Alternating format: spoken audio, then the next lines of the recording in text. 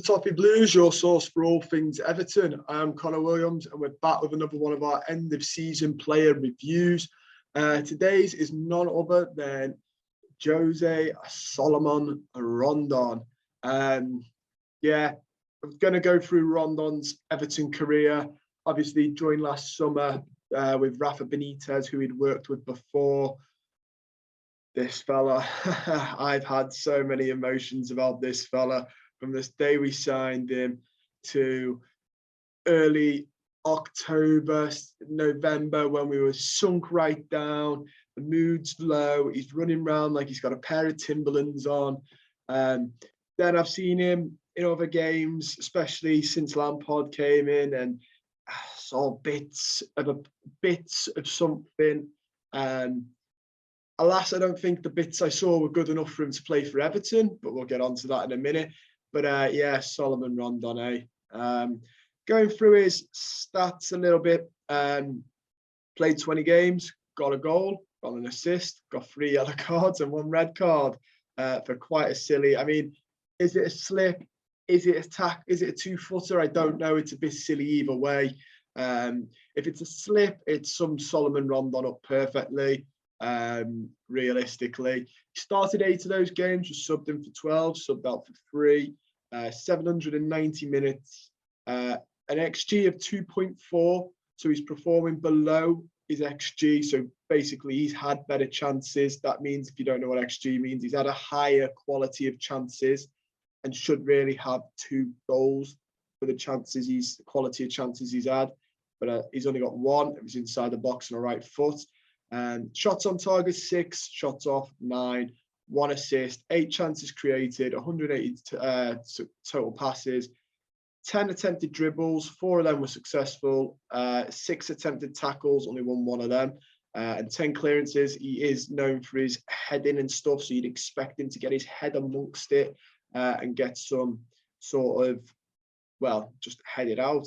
I have got his stats here. Oh, by the way, that was in the Premier League. He has scored in the Cup.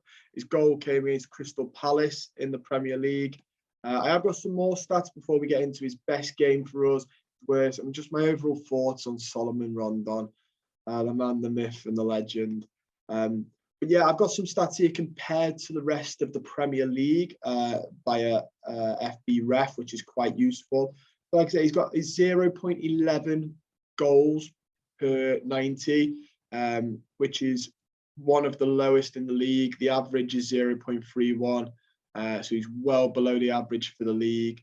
0.11 assists per 90, again, just below the average there. Not one of the lowest. Romelu Lukaku has one of the lowest for that, but as Lukaku's a striker, and so is Rondon, they're not really that type of assisting machines.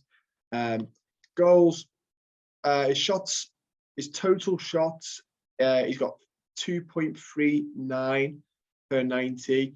That actually puts him just above the average. So he is having just about the right amount of shots on average as the rest of the Premier League. 28.6% of them are on target. Again, below average. Josh Sargent, at Norwich, has 7.7% of his shots on target, which is awful for a striker. But Rondon is below the average again. His XG below the average by quite a bit. Passes completed. He's basically, in every stat I could tell you here, there aren't many where he performs above average. Passes under pressure, he performs above average in that. Passes attempted with his head, he performs with that. And low passes, they're probably the big ones that are pointing out at me now and going, pressures, which is something you more associate with defensive players. He actually is above the average for pressures, successful pressures, and pressures in the attack, mid, and defensive third. So I think it sums up Rondon, and I'm going to go into his best and worst games in a minute, but I think those stats sum up what he is for me. He's a hard worker. Nobody's saying he's not a hard worker. I'm certainly not. I think he does work hard. Credit to him for that. Is he technically very good? No, no, I wouldn't say so, especially not for a striker. Is he awkward? Yes, he's a bit of a lump, and that's in the most complimentary way you can say that. He is a big lad and he pushes his weight around, and he is awkward for defenders. He pressures the ball, so he's not just standing there. He does try to win the ball back. His heart's in the right place. Do I think he's good enough for Everton Football Club? No. Not really. No. I would probably look to get him on the move in the summer if I was the club. I think he will go along, but then saying that, he reminds me a bit of Umar Nias. Wasn't very good technically, but he did things right, aka kept running and running and running and running, and eventually that got him some goals. Salomon Rondon, yeah, in his whole Everton career, he's got 3 goals. They are probably down to the fact that he works hard for them more than his technical ability. Like I said, he does look like he plays in Timberland sometimes. In the first couple of months when you could tell he wasn't fully fit, he played in China and had a good rest, he looked shattered every game. To the extent I think an injured Calvert-Lewin probably would have put in a similar shift. Towards the end, once his fitness was up, you could see that the effort from him a little bit better. I think that if you could say what sums him up in the one moment of play sums up Rondon, for me it's against Chelsea, where he runs the ball down from a clearance, gets there before the Chelsea defenders, the only man in attack, nobody's up there with him because everybody else was back. And I remember watching it going, what's he going to do with this? What's he going to do with this? It was the one at Goodison Park, by the way. And he awkwardly, I'm not going to say he skins the player, but he awkwardly gets past one, gets past two, and then trips up over the ball and lands on top of the ball. And that I watched that and I thought that's Salomon Rondon in a nutshell. Works hard, gets chances, but technically isn't very good. But yeah, that for me summed up Rondon. There's no hate towards it either. He was brought in with Rafa Benitez. I don't think he's Everton quality, but he has. I can't sit here and say that I don't think he's tried. Towards the end, towards the start, like I said, he was low on fitness. I'm going to assume because there was points towards the end. Towards the start, I was fuming watching him walk about. But now his fitness was up. I've seen him run a little bit more, and the stats do say that he, did try a little bit harder than we're giving him credit for. His best game in the league was probably against Crystal Palace. He came on in the 58th minute and a 3-1 loss to Crystal Palace under Rafa Benitez.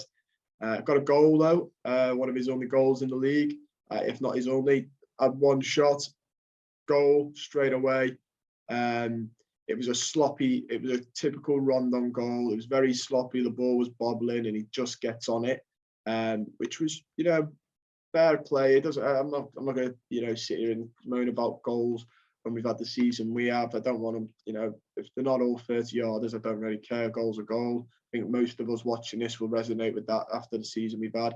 His best game, though, Boreham Wood, 2 goals against Boreham Wood in the Cup. Boreham Wood are, no offence to Boreham Wood, but I watched this game and thought maybe he's found his level. They're not Premier League, they're I think they might be non-league, if I'm not mistaken. They certainly, it shouldn't have been 2-0, to be honest. I remember watching the game being a bit infuriated that we were kind of fired back and just weren't going at them. We should have really gone at them. Maybe it was a confidence thing, a teething thing for Lampard. But yeah, he got his 2 goals, had 5 shots on total, scored 2 of them, had 2 for 2 successful dribbles. All around, just had a very, very good game from Salomon Rondon. I was impressed, but like I said, it's Boreham Wood. Maybe you could say he found his level.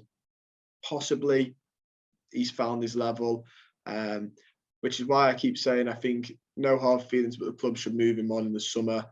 His worst game for us, looking down at it and trying to rack my brain from the cup games as well. Obviously, played a couple of them.